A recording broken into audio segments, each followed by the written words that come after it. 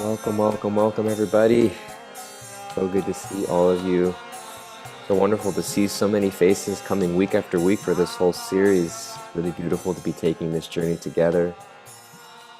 Very glad that you all are here. We're just going to give everybody just a minute to sort of settle in. Hari Prasad, Bananandini, Susan, so many wonderful faces. Andrea, Sipi, and George. So many beautiful faces I see just on my screen. I know there's many others streaming in. We're just going to give everybody just a few more seconds to kind of stream in and settle in. We'll begin in just a moment.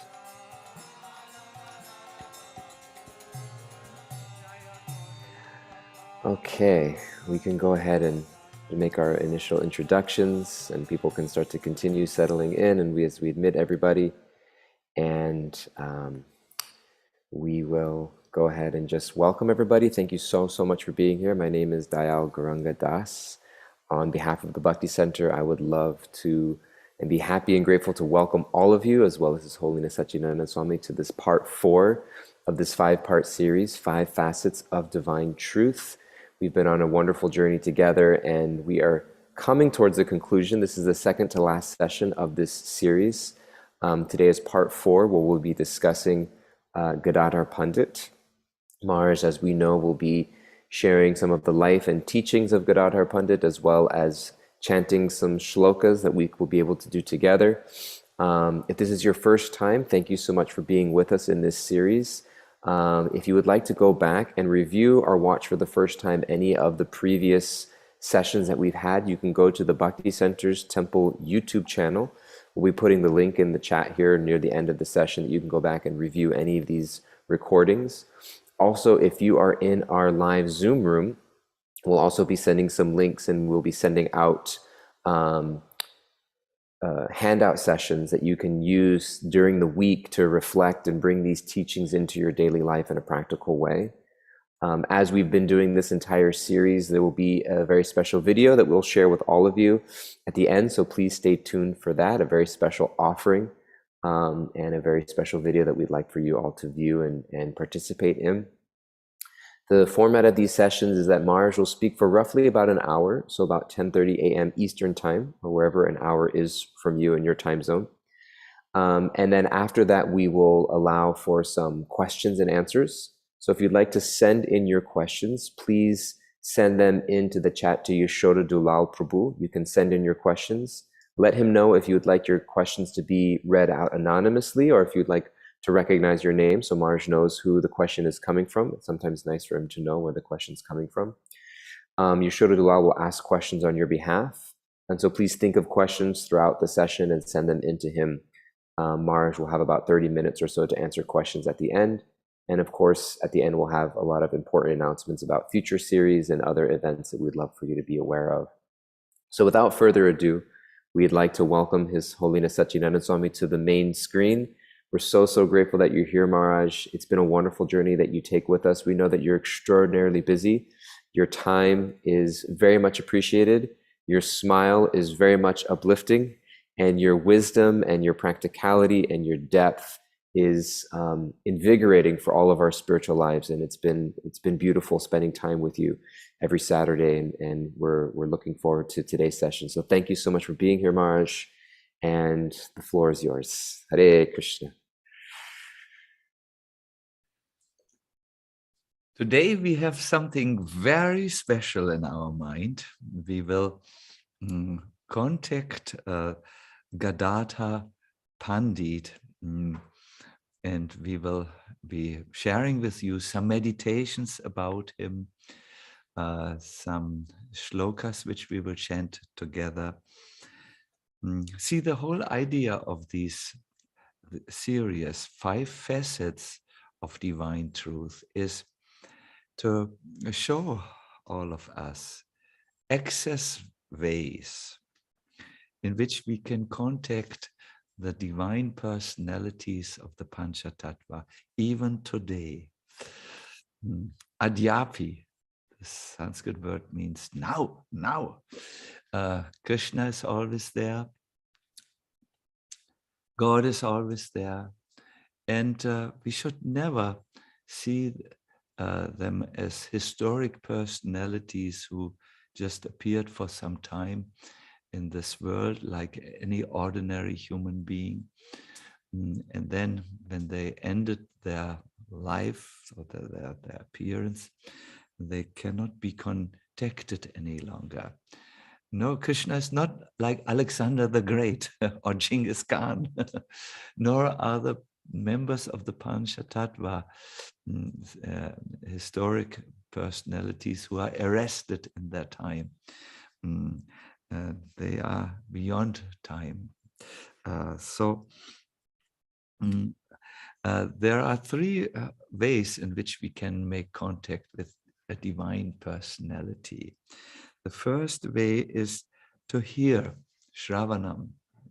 The second way is to serve them and worship them. Spiritual life doesn't take place only in the thinking capacity which we have, where we think about the things which we have heard. Much more takes place when we serve and when we worship. And the emphasis today will be on a third way to stay in contact or make contact with the divine personality. That is to follow their Vani or their teachings. Who is Gadadhara Pandit? When Krishna decided to come to this world for the experiment to get to where he wanted to know himself the way a devotee knows him, Gadadhara Pandit was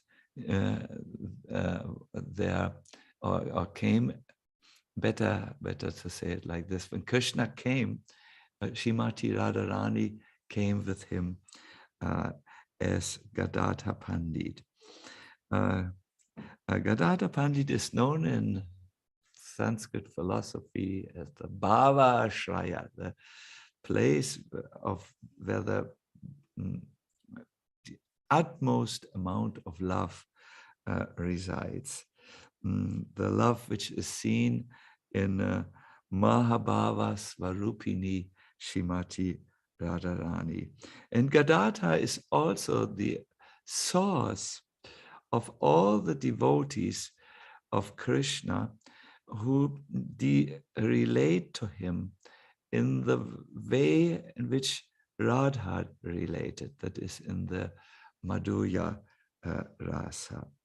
Now, just like Srimati Radharani was always together with Krishna, Gadadhara Pandit never ever left the side of Chaitanya Mahaprabhu.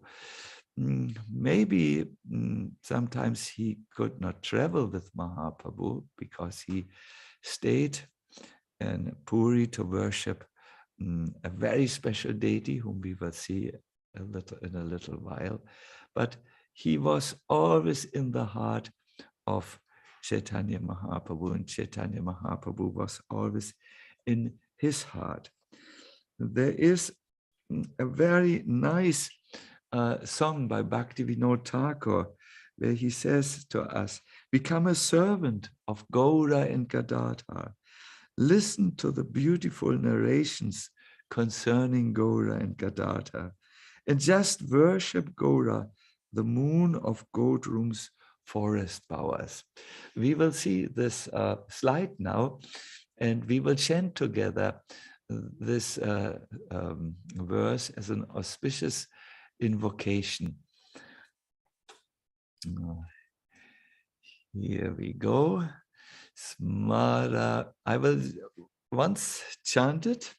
The first line, I will once chant the first line.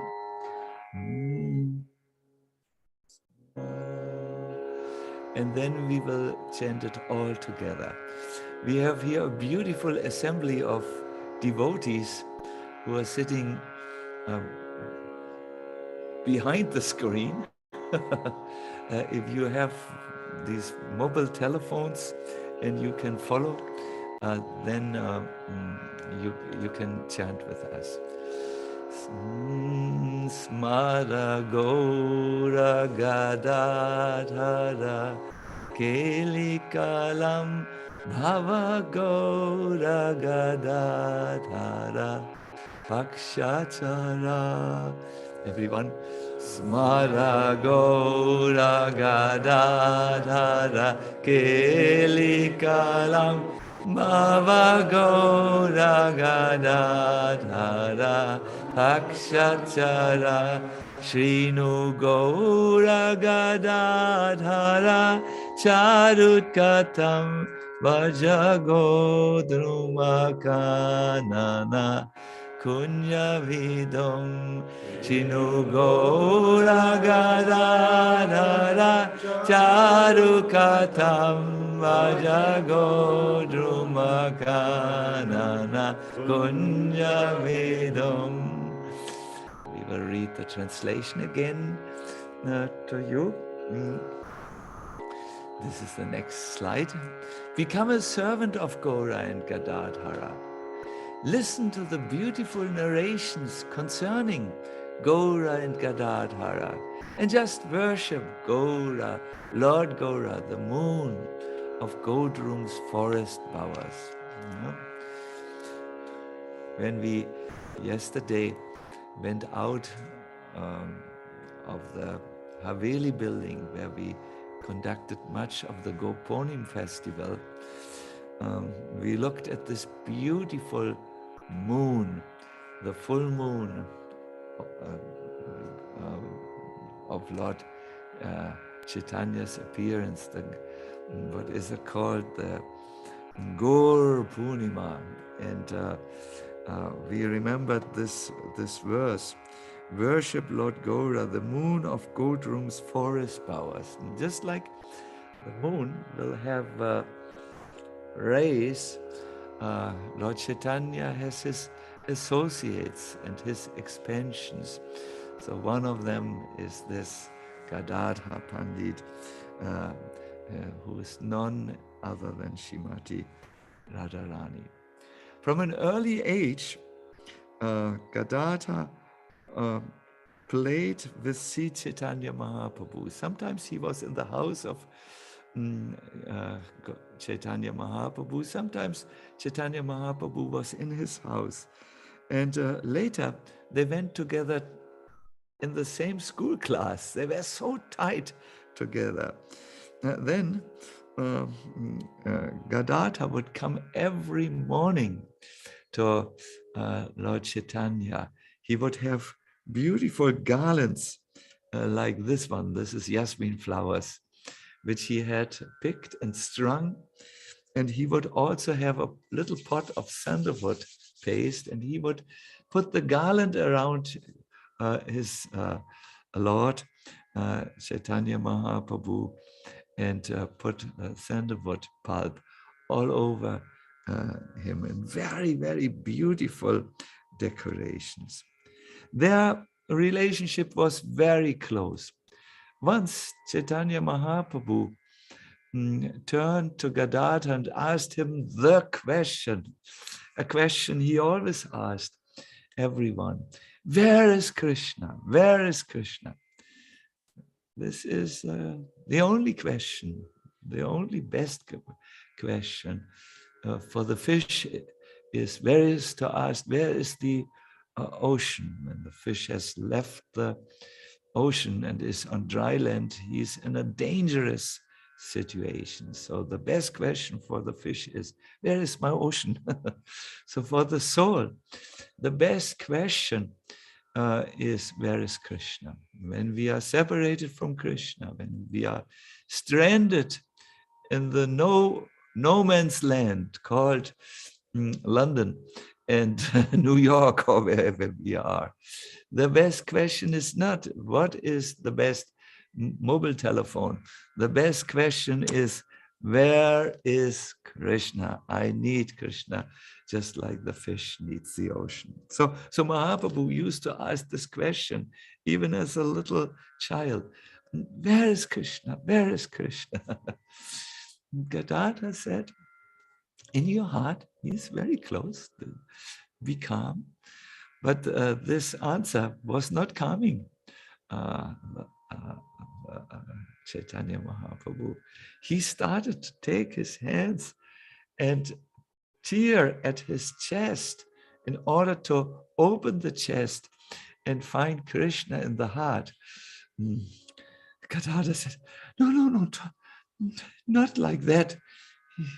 Not like that. He's just now coming. He's just now coming. Please calm down.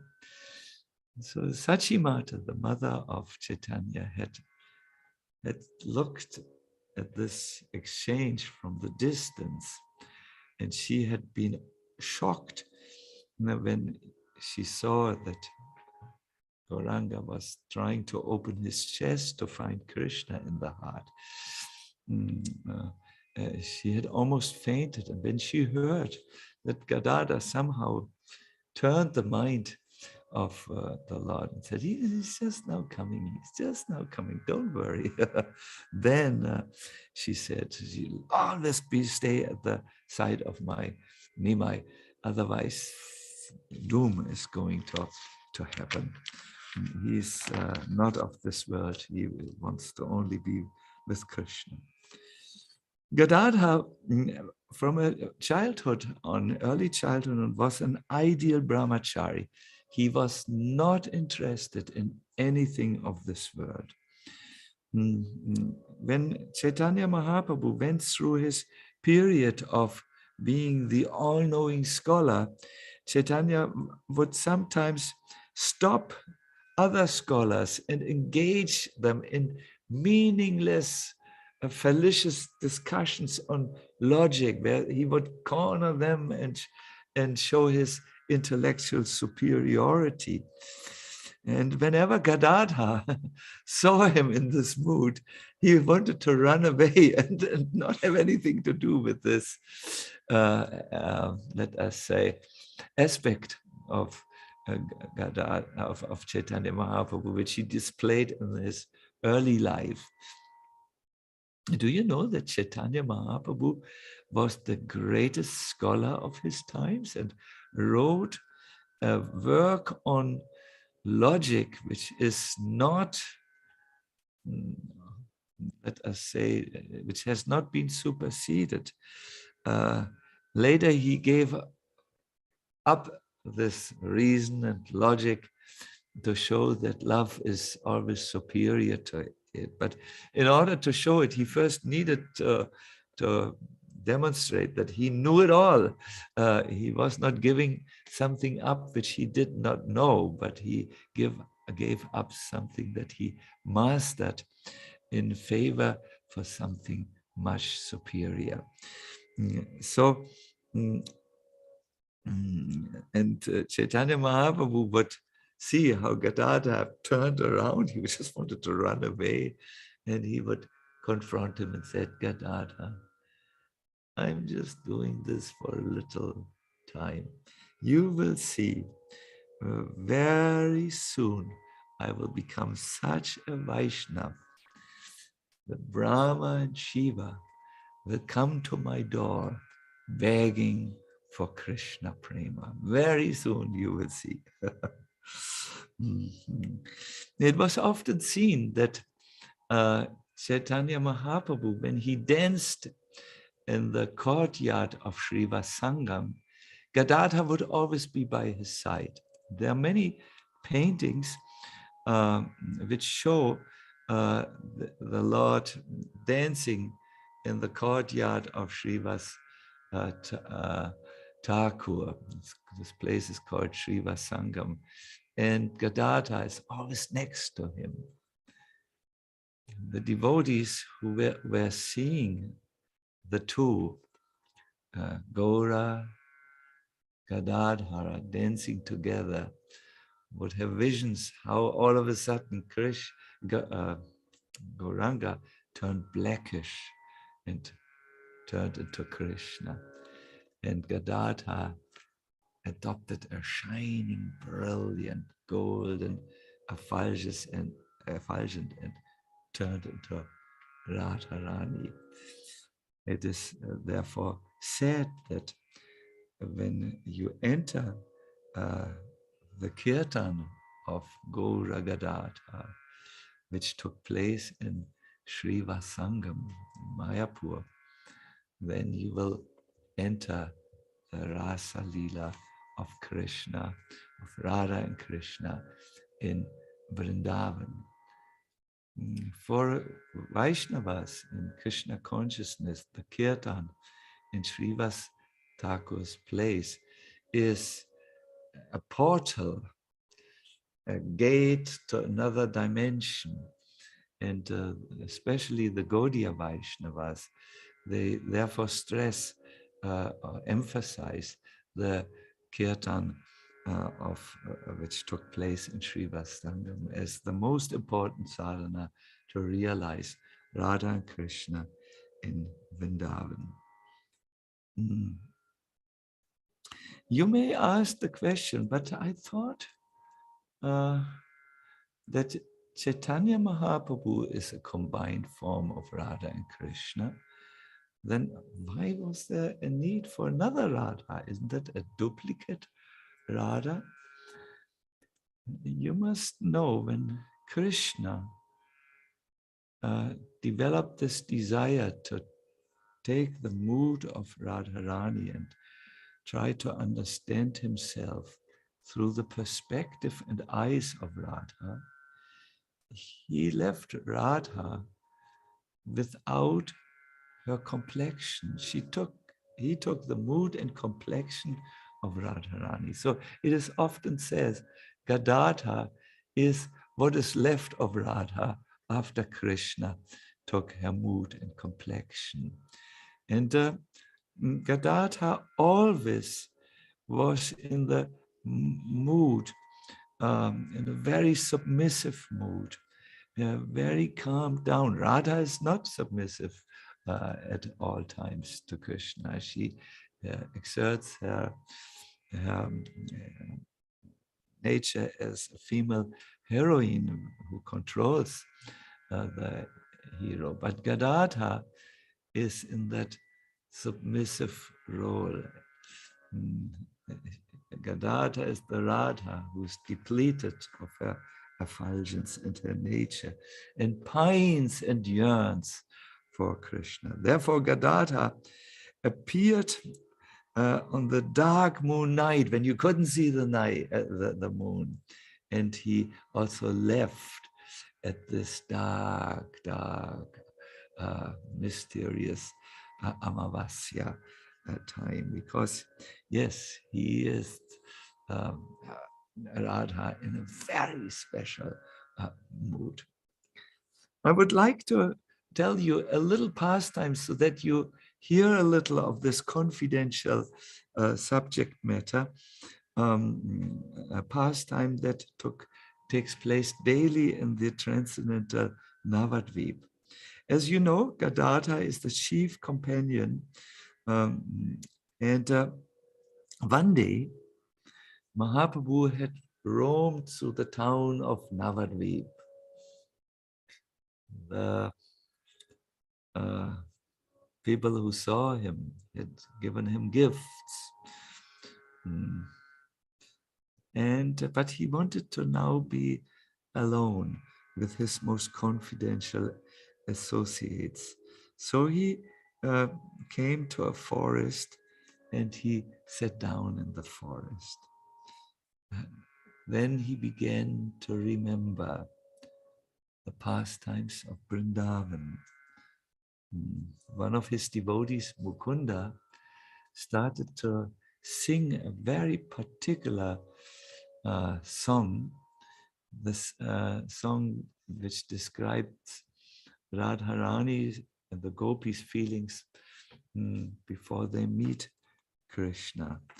And as he sang with a very sweet voice, Gadadhara went into the forest and picked the most fragrant flowers, strung them and put them around Mahaprabhu's neck. This was Radharani often goes and fetches flowers which she strings into a garland. And then he began to decorate Chaitanya Mahaprabhu and dress him in very special ways. Now, while this was going on, devotees started to chant and dance, and in a very graceful style. And then Gosunda took Gadadhara by his side on a dais underneath a tree. And here he was sitting, Lord Chaitanya, and next to him, Gadadhara. They were sitting, and Advaita Chandra began to offer his aratik, and Lord Nityananda came and sat by the right side of Gadadhara, of Chaitanya Mahaprabhu. There were other devotees like Srivas Thakur. Narahari was there, waving his whisk, and Murari Gupta, and so on. What I have described to you is the scene which we worship in our temples during the evening aratik. That time we sing Jaya Jaya Gaura Chanda Aratika Shobha. No, we are celebrating actually the Panchatattva, being in the forest and being absolutely in the mood of Vrindavan, from where they go into the reality of Vrindavan. You must know our worship of the Panchatattva is during the Aratik and so on, is really also a dimensional gate, a portal which brings us into Radha and Krishna Leela. And the more you can develop your attachment to Lord Chaitanya and his associates, the more to that extent you will develop your attachment to Radha and Krishna in a very realistic way. You can only know Krishna through one thing. You cannot know him through much study. You cannot know him through your own efforts, even if you make very austere efforts, where you don't eat and where you don't sleep for many days. You can only know Radha and Krishna through one particular item, and that is through love. And to give this love, this qualification to the fallen souls of this world, Krishna has appeared taking Radha with him and given a very doable process, that is to chant the holy names in a mood of yearning, a mood of longing.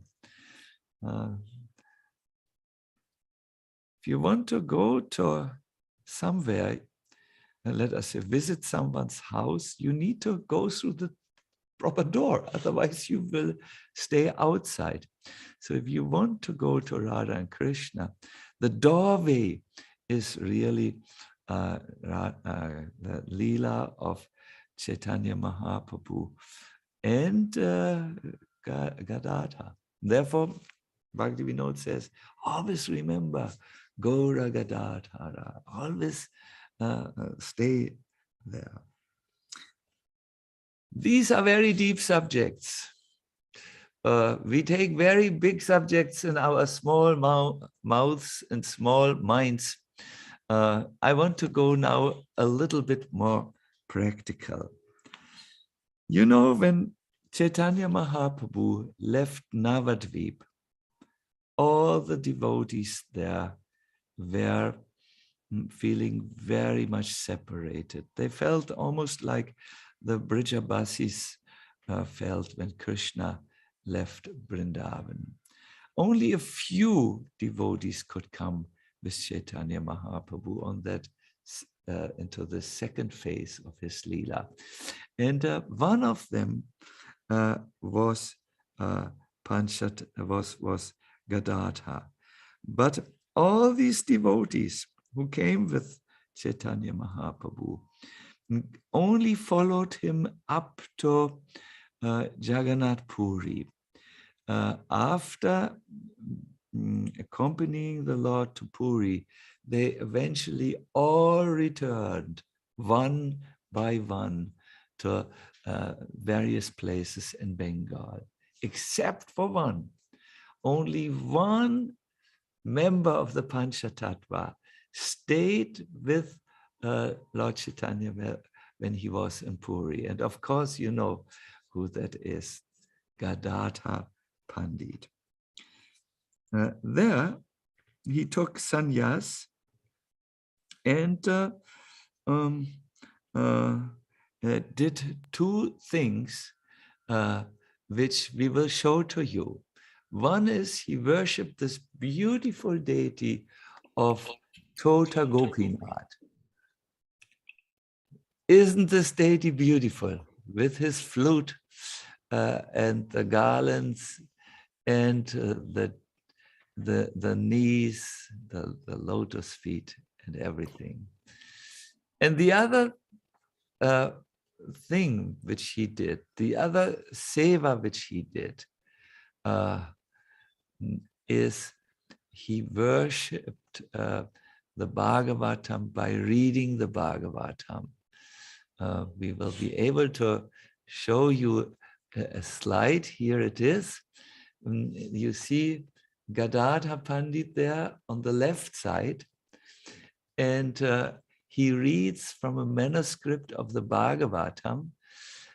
Here we see also Lord Nityananda, who came as a visitor, but the one who's in the central position is Chaitanya Mahaprabhu. And then there are some devotees in the back, including Maharaj Prataparudra. So Gadadhara would recite the Srimad Bhagavatam and Lord Chaitanya would relish it. These two things, the worship of Tota Gopinath, the reading of the Bhagavatam, were Gadadhara Pandit's main activities in Puri. Let us please go back to the first picture again, the Tota Gopinath. I would like to share with you how it came that Gadadhara Pandit worshipped Tota Gopinath. Once, Chaitanya Mahaprabhu went with Gadadhara on the top of the sand dunes in Puri. For Chaitanya Mahaprabhu, in his internal vision, he saw Vrindavan everywhere, and the sand dunes were Govardhan Hill. And so as he was talking with Gadadhara, he said, Gadadhara, will you be so kind to do one service for me? I will do any service for you, my lord, said Gadadhara. Hey, Jamuna. We hear you. That's okay. I'm not on volume. We hear you, Dayal Goranga, and your voice is very nice. I am on volume. Sorry. You have to mute yourself. And we now know that you do multitasking during the Panchatattva series. So, no problem. So, as Chaitanya Mahaprabhu was asking Gadadhara, would you do me a service? And Gadadhara said, yes, any service. Something very unexpected happened. Chaitanya Mahaprabhu took his hand and was digging a little bit in the sand dune, and then he took out this beautiful deity which you see in front of your screen, the deity of Gopinath, and said, please worship this deity of Gopinath till the end of your time in this world. You should not leave Puri because Gopinath wants to have your service. And with this, he indicated, you should always be on the side of Krishna because you are Radha. So this deity is very, very beautiful. It is really my personal, one of my favorite deities. I have many favorite deities, but this is very nice. There are two versions of how it comes that this deity sits. The first version is that he was sitting like this from the very beginning when Lord Chaitanya pulled him out of the sand dune, because it shows the Lord situated on a lotus flower in the yoga pit of Vrindavan. The other version is that this deity sat down when Gadadhara became so old that he couldn't slip the garland any longer over the head of this deity because he was bent down by old age. So both reasons are very nice. Maybe he did both in a trans-rational way. The second way, the second thing we have already shown you is that Gadadhara Pandit became the expert on reading the Bhagavatam. We will share this beautiful slide again with you where he sits before the manuscript, and there were two particular pastimes from the Bhagavatam which Chaitanya Mahaprabhu liked. The pastime of Prahlad Maharaj and the pastime of Dhruva Maharaj. In Prahlad Maharaj's pastime, Gauranga saw the willingness to overcome all obstacles in order to reach Krishna, just like Prahlad had to overcome all the obstacles which were placed by Hiranyakashipu in his way. Also, the Bhakta has to overcome all the obstacles. And even Shrimati Radharani had to overcome obstacles. We hear that Radha would blindfold herself. She would go with bare feet over thorns, and she would make the courtroom of her palace muddy. When she was asked, why are you doing this? Why do you blindfold yourself? It's day. Radha said, I want to train how to come even in the night to Krishna. I want to find my way even in the night. When Radha was asked, why do you go over thorns? She said, I want to go through the forest of Vrindavan, the shortest way, even if this means I have to go over thorns to reach my Krishna. And why do you make the courtroom muddy and slippery? And Radha said, even in the monsoon time, I want to overcome all the obstacles to be with Krishna. So Lord Chaitanya, whenever Gadadhara had finished reading about Prahlad Charita, the glories of Prahlad, said, read it again.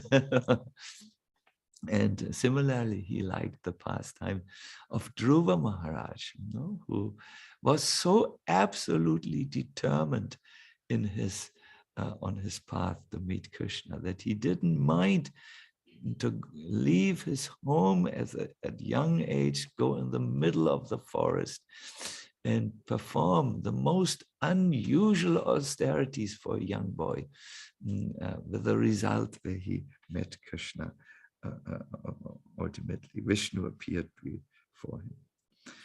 So Sri Chaitanya Mahaprabhu asked Gadadhara to stay in this world to teach the Bhagavatam to one devotee who would appear in the future, that is Srinivas Acharya.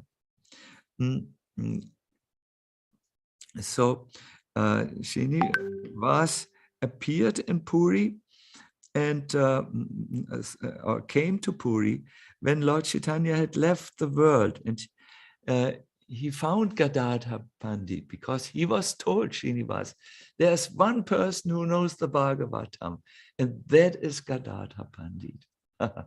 So Srinivas came, but Gadadhara was only a shadow of himself. Now where Gauranga Mahaprabhu had left, Gadadhara's tears of separation had washed his garments, and he said when Srinivas came, see me, please see me tomorrow. I can't talk today. I need to cry.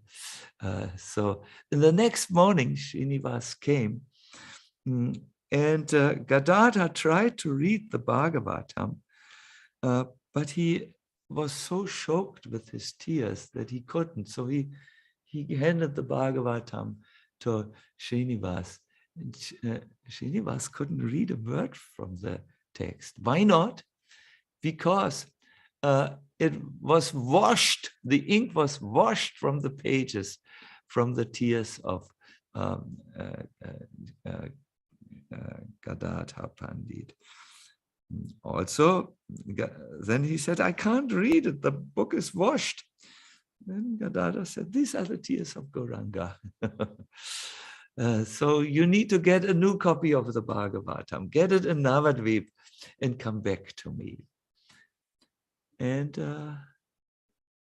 this took some time. Srinivas traveled to Navadvipa and back. And when he came back to Puri, Gadadhara had also left. He had also left the body. Had he then failed in executing the order of Gauranga Mahaprabhu to teach Srinivas the Bhagavatam? No, my dear devotees, he had not failed. As we heard earlier, he is the Bhava Ashraya. In him, this tremendous amount of Bhava resides. And by his tears, he had shared his Bhava, his internal mood with with the young student Srinivas. Remember, you can't understand Krishna, nor anything about Krishna with your rational mind. The mind is good for some operational things in this world, but the mind is not always good for spiritual discovery, at least not the impure mind. The purified mind, yes. So when Gadadhara met Srinivas, he showed him, by your tears, you can understand Krishna. By your eagerness, you can understand Krishna and read the Bhagavatam and comprehend him, not in any other way. The intellectual way is like licking the glass of honey from the outside. The way of love is unscrewing the lid and taking the honey and smearing it in your mouth and everywhere else, preferably. This is Gadadhara's a legacy. And Srinivas took it, and he became the greatest proponent of Gaura Bhakti, the greatest preacher. From that meeting, second, Sadhu Sangha, Sava Shastra Koya, Lavamatra Sadhu Sangha, Sarva Siddhi Hoy. No? When you spend even only 1 second with a real sadhu, oh, the mood comes in your heart. And your heart becomes a magnifying glass which can recognize the spiritual truth, which is sometimes very subtle, very fine. Your heart becomes a magnifying glass through which you can see Krishna. Good. Enough of theory today. Now we want to go practical. My dear devotees, I promised you that we would do something to make a living connection with Gadadhara Pandit. The first thing I would like to recommend to you is read and relish the Bhagavatam every day. There are a few recommendations which I will go briefly through, how you can extract the nectar of the Bhagavatam. We will show you slides, but please know you will get this in your hand out. We will see the slides now, Venkata Prabhu, how to read and relish the Bhagavatam. The first recommendation is really be regular in this effect. The second canto of the Bhagavatam gives these 3 recommendations how you can get something out of the Bhagavatam. You must do it regularly. Best is every day. Best is even at the same time, same place. Whenever you want to create a new habit, the magic of same time and same place, Malini Priya, is there. It is something which we don't do in the Hare Krishna movement, but we should do it. Same place, same time. That means be regular. The next is be attentive and read with faith. Then we require the next slide. Find a peaceful place really to do this, where you can center yourself. I see this really in modern times. People are so sprayed out over the place with their minds. And you know who is at fault of this? This little distraction monster. Maybe you also have one of those in your pocket. There's always something going on. If I would open this, wow, this person, that person, then I need to answer this. Oh, really? And they are waiting for this. And oh, really? And I cannot be in the present when I open my distraction. It's, by the way, not mine. It's shared between me and Gaur Krishna. He operates it and I read it when I have time. And sometimes we put the mobile telephone into Alaska, wide away from us, to have a real life in the present moment. So find a peaceful place and center yourself. It's very, very important. I will give you in the handout some tips how to center yourself.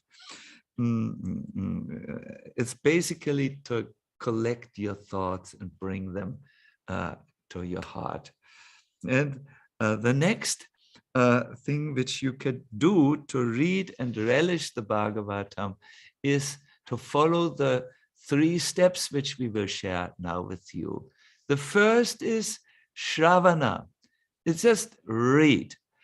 Read. I read today in Bhakti Siddhanta Saraswati's writings. Shravana means usually hearing, right? But he said, letters in a book are sound that is made visual. It's amazing, isn't it? Letters in a book which express something is sound that is made visual. Can you understand this? Everyone before me nods their head. Yes. So either hearing or reading is most practical. Then the second point is you must reflect about it. Mananaha. Without reflecting, stopping and asking the question, what is the message here? What does it say to me? It will be an in one ear and out the other ear. Or if you read, you won't hold anything.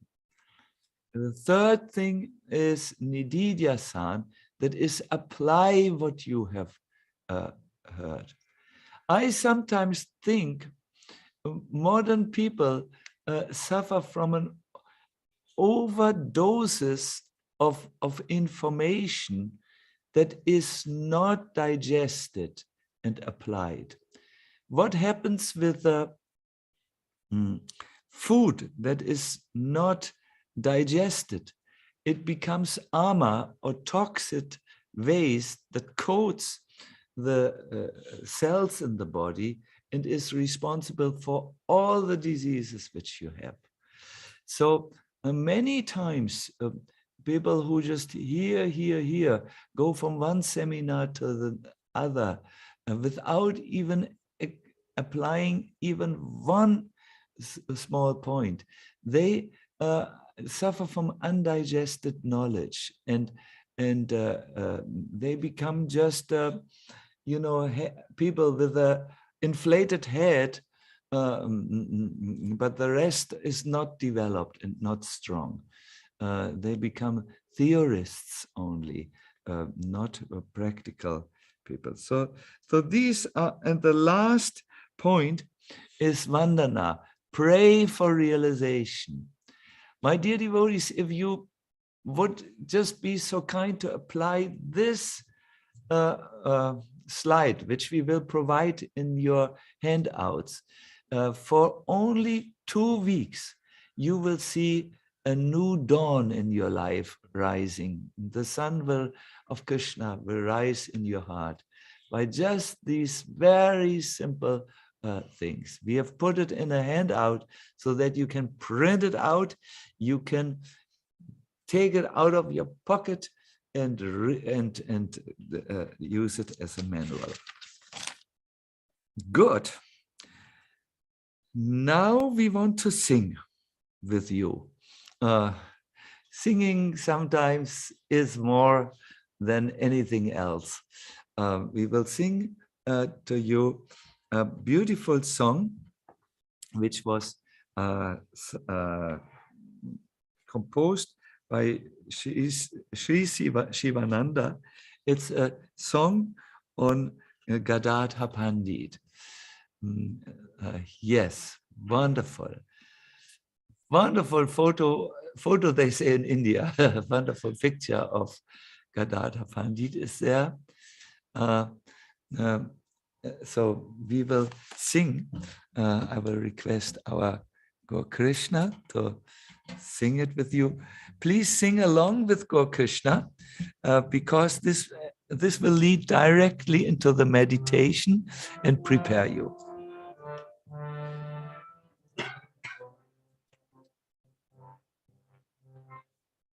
Jaya Jaya Gadadhara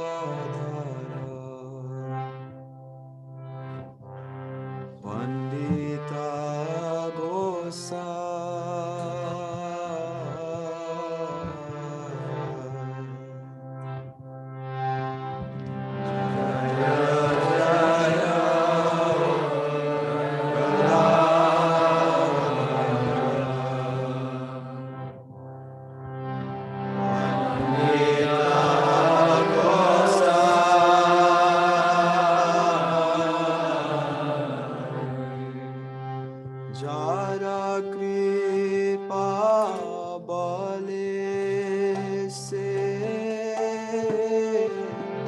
Chaitanya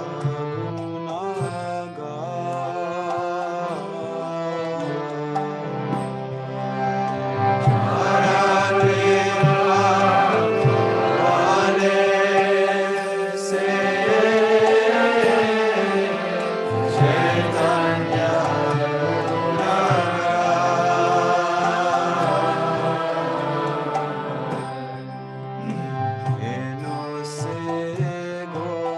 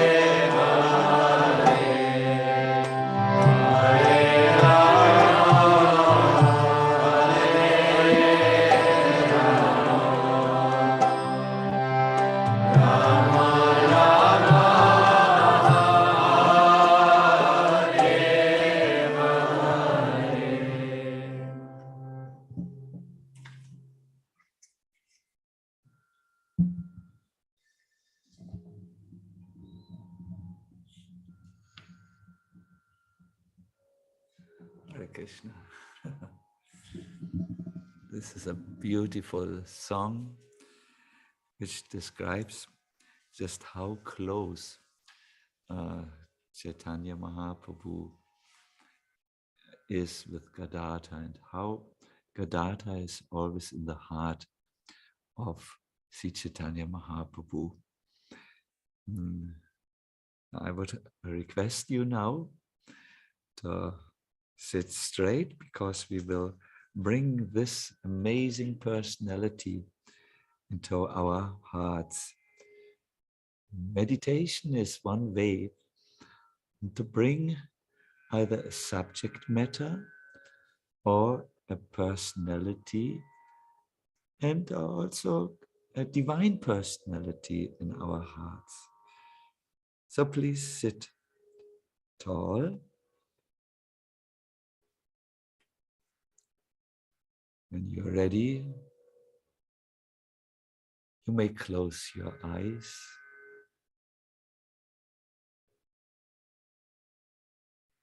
Bring your attention to your feet and then up through your knees to your sitting bones. And relax. Now we go to our lower and upper back, our chest, our belly, the entire upper body, and relax. Go to our shoulders, the arms and the palms, and relax them as well.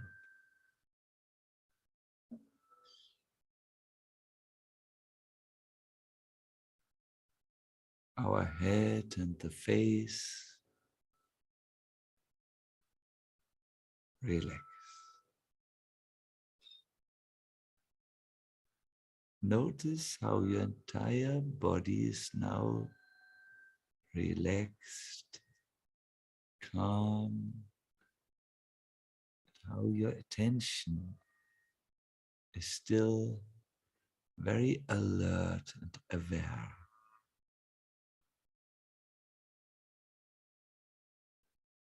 Take a few deep breaths now.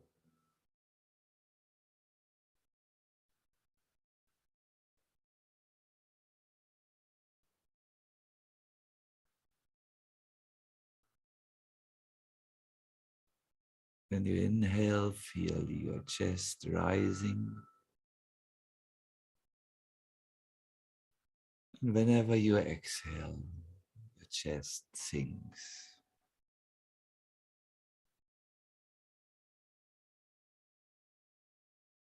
Inhale now into the area of your heart.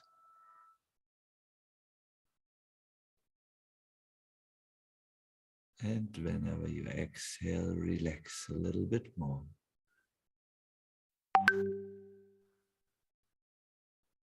On an inhale, feel your heart widening, lightening up a little. On an exhale, relax a little bit more.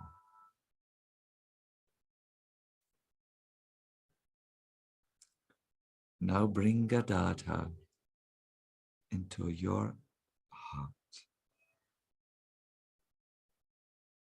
Shri Gadadhara's lotus feet emit pollen of mercy. His golden complexion resembles that of Shri Gauranga.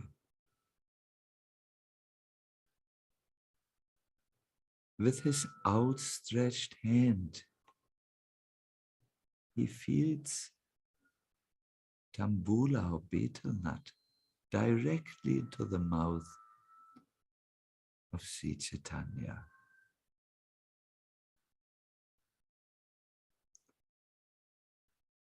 while he looks at the moon-like face of Sri Gauranga, he has a gentle smile on his lips.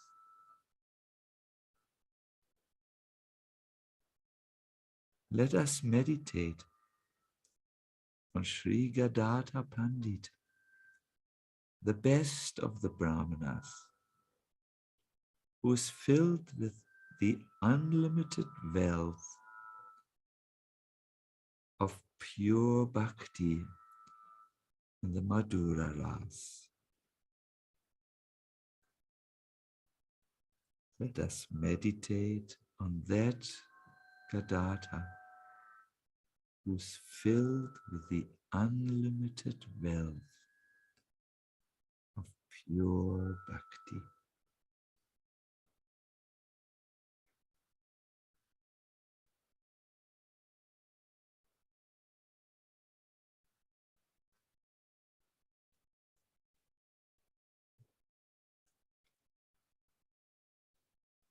Please take a few deep breaths in and out.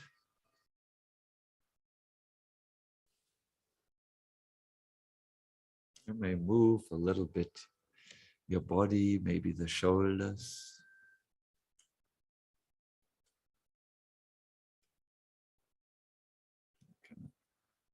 And slowly open your eyes.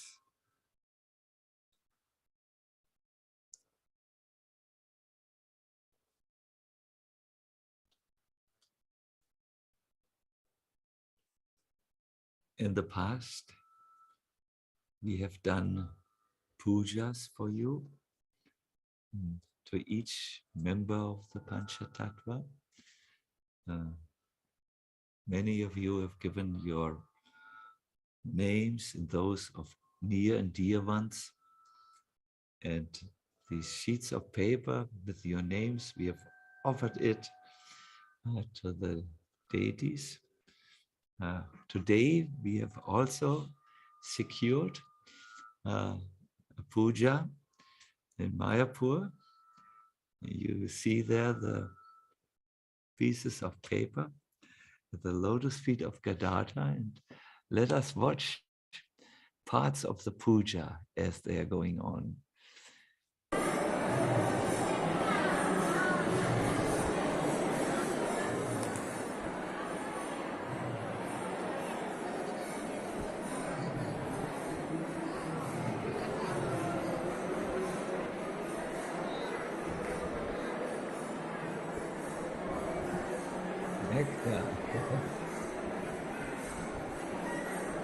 This is Gadadhara Pandit with always stand by the left side of Lord Govinda. It's like Radha, always on the left of God.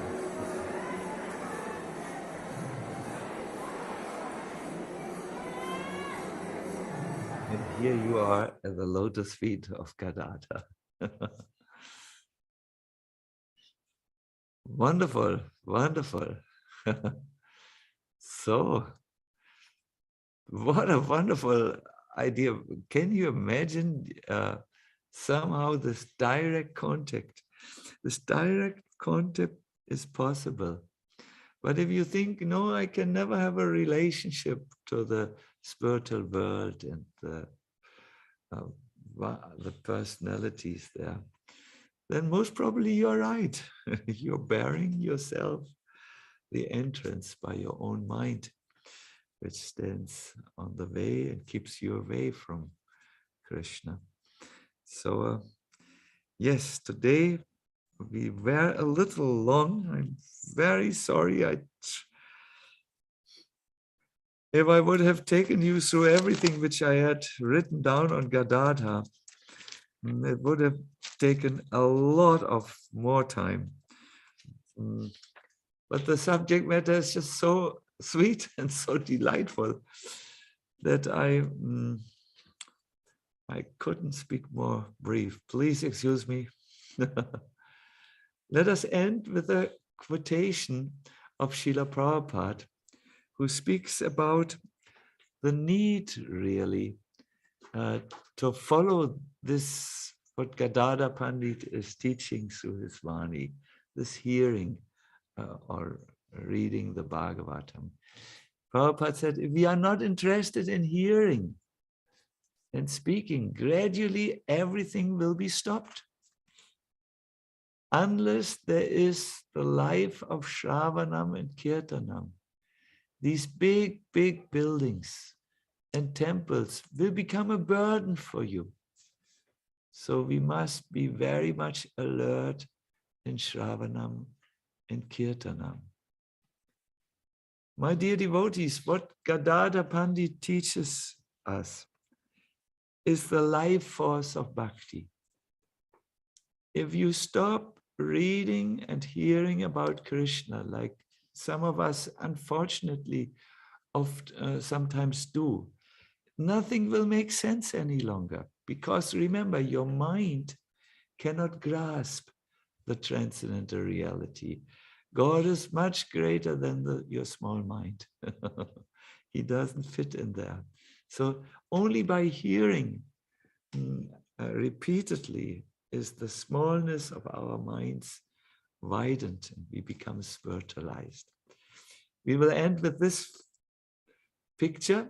You see in the middle Lord Chaitanya Mahaprabhu on his right side, and our left side we see Lord Nityananda and Gadadhara, Advaitacharya. And then on his, let me see, left side, dressed in red, is Gadadhara Pandit. And holding the umbrella in the back is Srivas Pandit. And there is a wonderful kirtan group. There is Shiva. Then next to him, Shuka Muni, or Shukadev Goswami. Lord Brahma is there. I can recognize those who sing. They are the Ghosh brothers. And with the chamara, the whisk, we see Narahari. This is the classical photo of a picture of the Aratic song, where we see Gadadhara also in a very prominent role. I thank you very much for going with me through this. I have reached the end of my presentation. Oh, I'm only 15 minutes late. That's nothing. That's nothing. I want to now turn it over, I believe, to one of our hosts, or to Yashoda Dulal. Please take it from there. Thank you so much, Maharaj. Such a deep, relishable talk that you gave, aspects and facets that I had not heard before or thought of. And it was so wonderful. And the bhajan by Gaur Krishna Prabhu was so sweet. By his singing is like nectar of the gods. So a few questions have come in, Maharaj. Let's start with Anand Bihari Prabhu's question. And it's actually someone else also who wanted to remain anonymous. So I'm combining the two questions. How do we balance knowing what is happening in the world today and not getting in so deep that we end up with our minds full of prajalpa? Should we focus on reducing our intake of worldly information to the minimum? And what is the effect this prajalpa has on our reading of sacred literatures?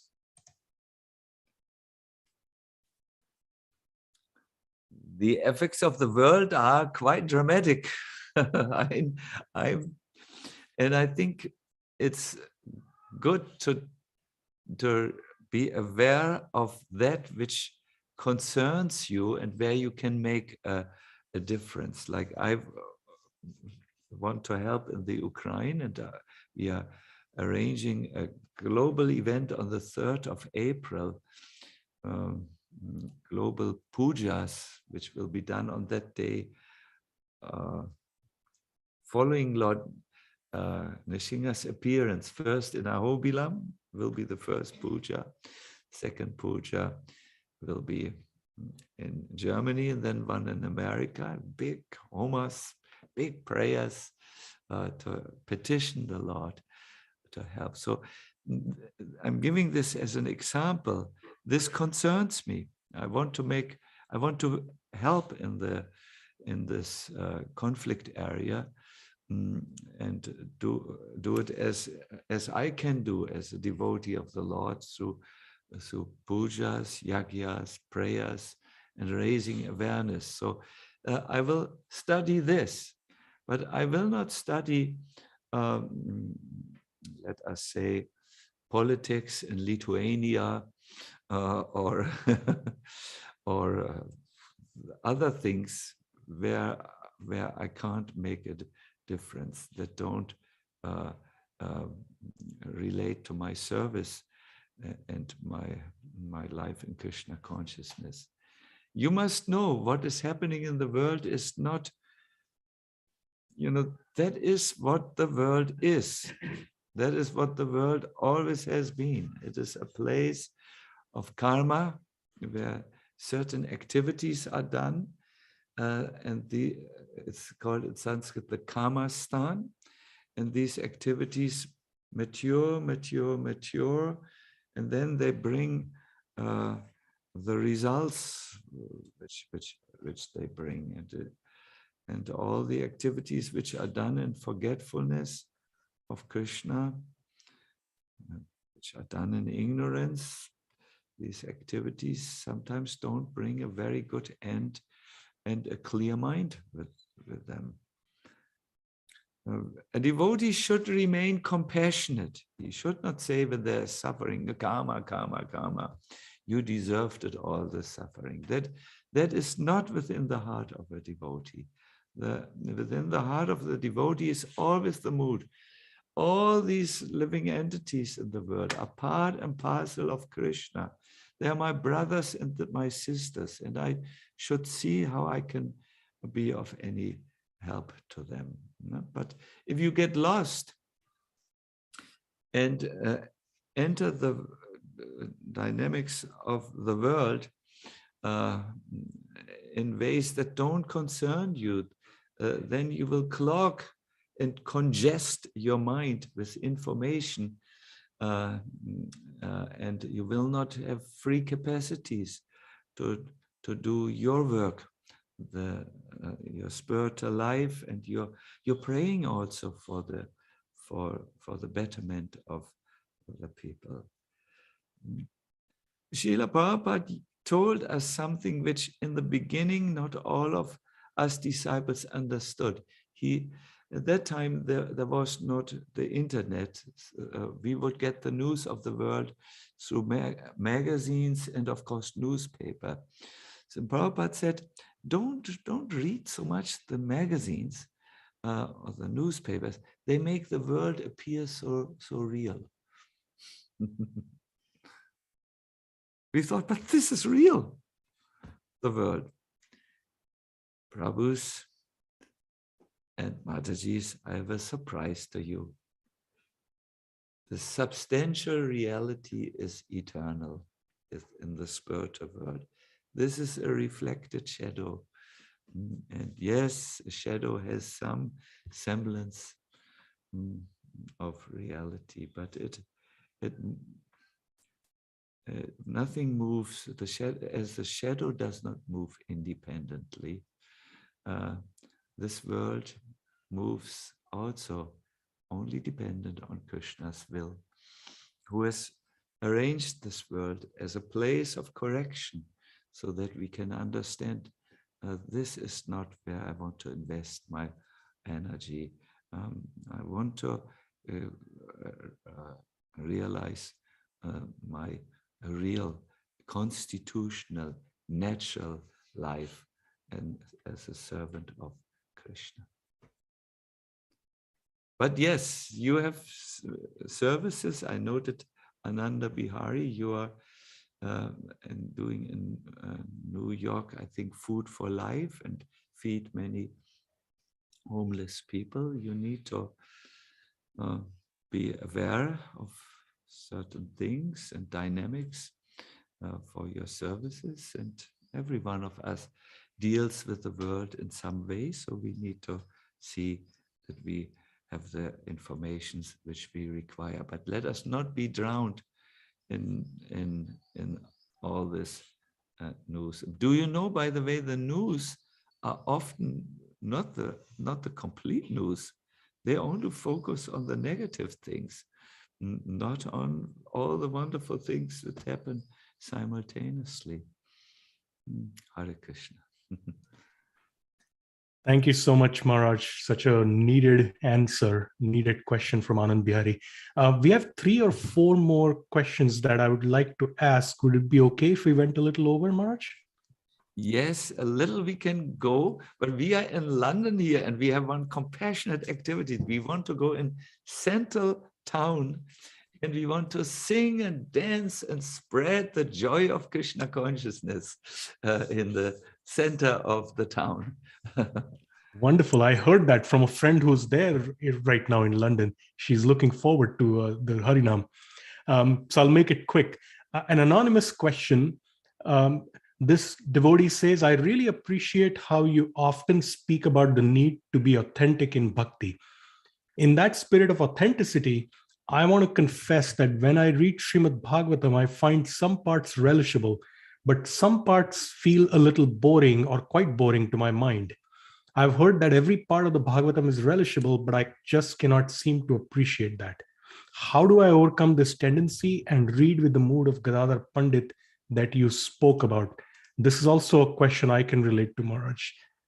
Thank you. Yes.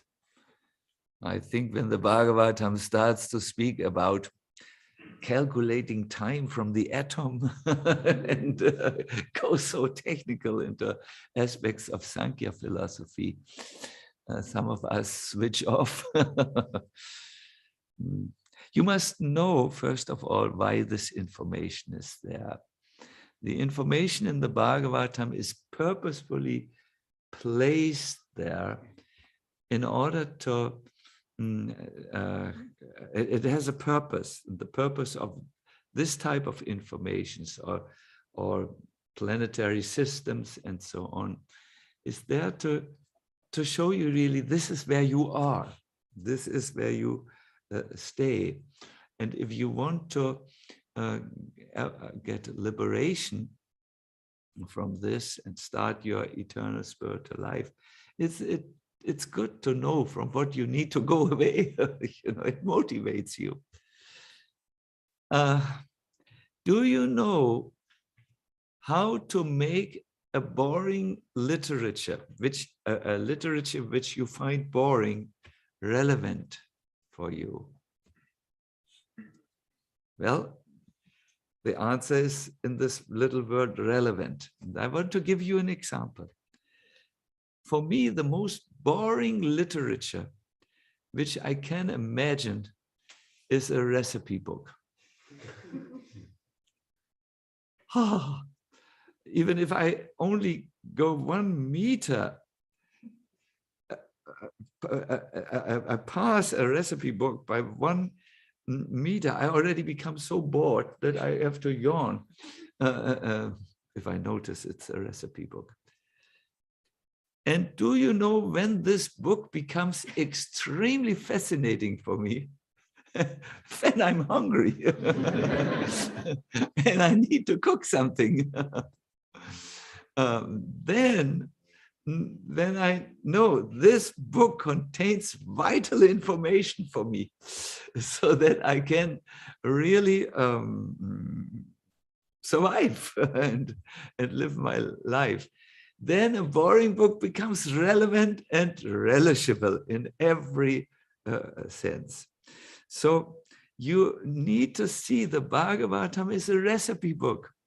It gives us instructions how, in the most important project, that is how we can leave this world, become detached from this world, and develop our attachment for Krishna.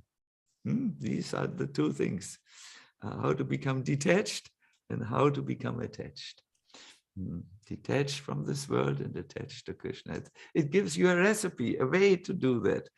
And if you read it in this way, it makes it becomes relishable.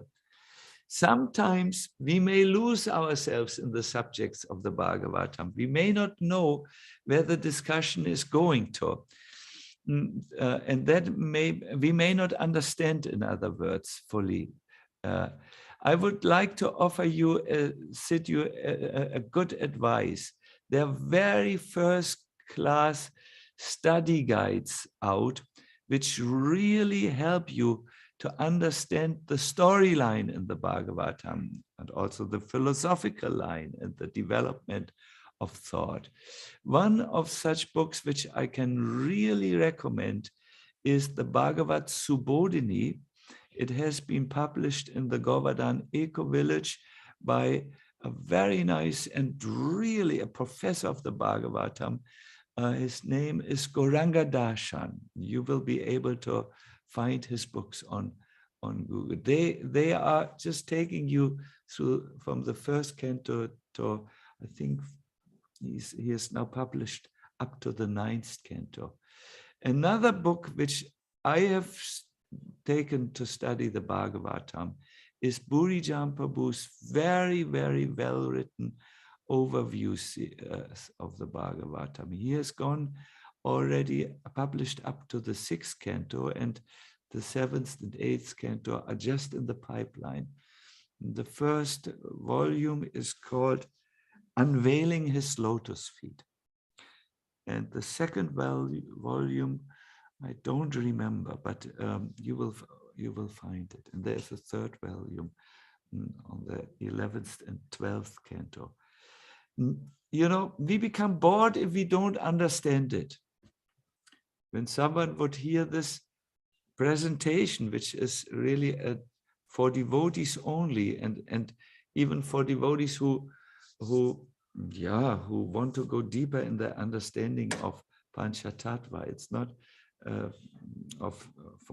not everyone may be interested in this particular subject. If someone who cannot understand it, this is most boring for them, most boring. But if you can follow and understand that it contains important information. So these two things I would like to offer. First of all, you need to understand that Bhagavatam is relevant for your life. You need it, like a hungry man needs a recipe book. And second of all, you may not find an entry into the subject because the subjects are so vast and so impenetrable for you. Then take help of a study guide. You will see it really makes a difference. It really, you say, oh yeah, wow, oh my God, this makes now so much sense. I never understood this. Wow, you will have aha moments, one after the other. Thank you for this question. It's good to ask these very honest questions. Thank you so much, Mara. It's so helpful. Venkata Bhatta put the link in the Zoom chat, but for those on YouTube who will watch later, this is one of the cantos, Bhagavad Subodhini. He also has Chaitanya Subodhini, like that, very helpful. Maharaj, two more questions, if I may. One comes from Siddharth. He says reflecting seems to be more of an intellectual endeavor. However, we can see from the example of Gadadhara Pandit's tears that only by the heart can we read Srimad Bhagavatam and understand Krishna. So how do we begin to reflect on Bhagavatam from our heart, not just our head?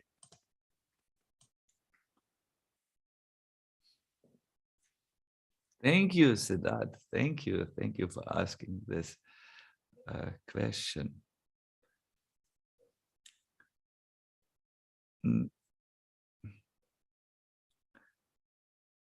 See, when it comes to linguistics, we have to really clarify what we mean with the usage of our word. The word mananaha or reflecting may indicate something else than the English word means in the modern usage of it. Reflecting here means really something like contemplating. It means you sit down and you just go over the subject and say, what and ask this question, what does this really mean for me? And by this reflecting, something happens, which I want to show you. When you really ask this question, what does it really mean to me? Then the subject matter goes all of a sudden deep and reaches the heart level. Yes, I can understand. There are ways of reflecting about a subject where you don't really take the subject to heart, if you so wish. But the reflection here is more like the contemplation in the temple of the heart. You do contemplation. The word contemplation means with a temple, and the temple is the temple of the heart. So you think, what does this mean for me? I'm giving often lectures. I think I give 50 years lectures now. Maybe not, maybe 45 years lectures. And I have noted that as a lecturer, I really need to reflect of the subject matter before, because only that which is alive in my heart, I can hope to present it to my audience and make that the subject alive in their heart. This way of contemplating spiritual subjects is so important, because otherwise it's, if you hear a lecture, it's in through one ear and out through another ear. What I do when I hear lectures, I always take notes and I make sure I read them right after the lecture. If you wait for too long, a day or so, then the notes don't make sense any longer. But if you read your notes within a few hours after the lecture, then you actually bring the subject from the mind into the heart, because it's one form of contemplation. No? So yes, this would be my answer.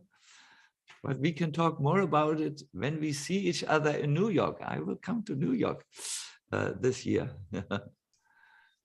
Jai, waiting for that, Maharaj. So the last question for today, it's a combination of a question from Anonymous as well as Sadhana Devidasi. So each of these personalities, you've been taking us on a journey of what we can learn from the life and the lessons that they taught. So Sri Gadadhara Pandit worshipped the deity of Tota Gopinath and read Srimad Bhagavatam. But Chaitanya Mahaprabhu said we should share about Krishna with every person we meet. So how do we understand that? Should sharing go on side by side with our internal nourishment? For example, when we go on Harinam, what should be our mood? Wonderful. Yeah. There's a statement in the Bhakti Ratnaka about the value of sharing. It says, Bhakti is the birthright of every devotee. It's actually the treasure and the property of every devotee. You all have it. But it is often the hidden treasure. It's hidden for you. You can't find it.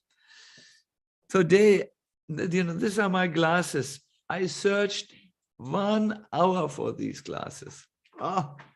Because I didn't know where did I put them. I sang during the time when I searched. It was not totally wasted time, but only the things that our hidden treasures, our hidden glasses, which are not, we don't have any access to them. So bhakti also is hidden for many of us. It becomes accessible at the moment when you help another person acquire bhakti. This is Bhakti Ratnaka. You all know this. When you meet a person and give them something of Krishna consciousness, as good as you could, you just feel so devotional and so alive in bhakti. So therefore, sharing bhakti is really the best way to acquire bhakti yourself. Now, Gadadhara Pandit, he is Radha. He has very confidential moods. His sharing bhakti came by empowering this one devotee, Srinivas, who became the student of the Bhagavatam from Gadadhara, and where there was almost mystical transference of the Bhagavatam happening in in the short and brief moment where they met. So Srinivas, the Bhagavatam was really spread like anything. He was a powerful preacher who was one of the three big luminaries who spread the light of Gauranga Bhakti, so that we are sharing the benefits today. Yes, so I thank you very much. I noticed in this session, not all of the devotees could take part, because I think yesterday we had Gopinath celebrating really until late in the night. I know we went to bed past, I think, around 1 o'clock in the morning. So, but it was nevertheless a great pleasure to present Gadadhara Pandit. And sorry, Daya Gauranga, I made this remark about. I have full understanding. You do so much service. Please, it was. No, please always do your service. That is natural. Thank you, Maharaj. I'm happy to perform any service, even if it includes my humiliation in front of others. If that is a service to all present, then may I offer it with full enthusiasm. We have a number of programs here at the Bhakti Center, which is why I'm here. And somebody walked into the room speaking, and I reassured them that I was muted, so it was okay. And of course, I wasn't. So thank you, Mar, so much. I'm personally still I have never seen in person the deity of Tota Gopinath, and I was just taken aback watching the darshan of that deity, even virtually. So thank you for sharing that with all of us. It was quite powerful. And thank you all of everybody who was in here tuning in on Zoom, on YouTube, or if you're watching the recording at another time. We've put a number of links in the chat here for the Zoom, including some of the Bhagavatam study guides that Satchidananda Swami was referring to, as well as the handout for this session that you can take to ask practical questions and do reflections about how to bring these into your daily spiritual life. And the YouTube link, youtube.com/thetemple@Bhakti Center, where you can find all of these recordings for later viewing, or if you want to catch up on previous ones. We have our final session next Saturday. And so please do tune in. It will be our conclusion of this 5-part series. And then also we hope to be able to have an announcement for you on future series that we plan to host. We normally host a series and then take a little break, and we'll have future series that we would love to plan and invite all of you to. Thank you tremendously for being with us, being part of our spiritual family, both locally and globally. If you're not on the temple newsletter at the Bhakti Center, please The link may be here somewhere in the chat, or if you just go to bhakticenter.org and click on the temple tab, you'll find a way to get on our temple newsletter, where we'll send out reminders about this session and other events that we have going on that we'd love to invite you to. On behalf of our whole team here, thank you so much for being with us. Thank you, Satchidananda Maharaj. And as usual, we will unmute everybody now intentionally. This is the time to be unmuted. I jumped the gun earlier. You can be unmuted and you can share your deep appreciation and Hari Bols and gratitude and love for Maharaj. Thank you, Maharaj. Hari Bol. Thank you so much, Maharaj. Hari Thank you, Bol. Bhakti Center. Hare Thank Krishna. you. Hare Krishna. Hare Thank you Krishna. so much, Maharaj. Hare Krishna Maharaj. Thank you so much. Hare Krishna. Thank you so Hare much, Bol. Maharaj. Please accept my most humble Thank you obeisances. so much. Hare Bol. Hare Krishna Maharaj. Hare Krishna. Hari Bol. Thank you, Guru Maharaj. Hare Krishna. Hare Krishna Maharaj. Hare Krishna. Hare Bol. Hari Bol. Thank you, Hare Krishna, Guru Maharaj. Thank you, Maharaj. Hare Krishna. Say hello.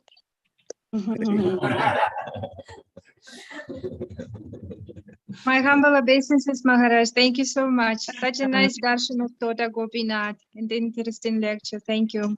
Hare Krishna. Maharaj, God Gadadhara deities at the end are very beautiful. Just the background, very beautiful. It's just like going to Puri. Hari Bol. His Holiness Satchidananda Swami ki jai. Srila Prabhupada ki jai. Shri Gaur Gadadhar ki jai.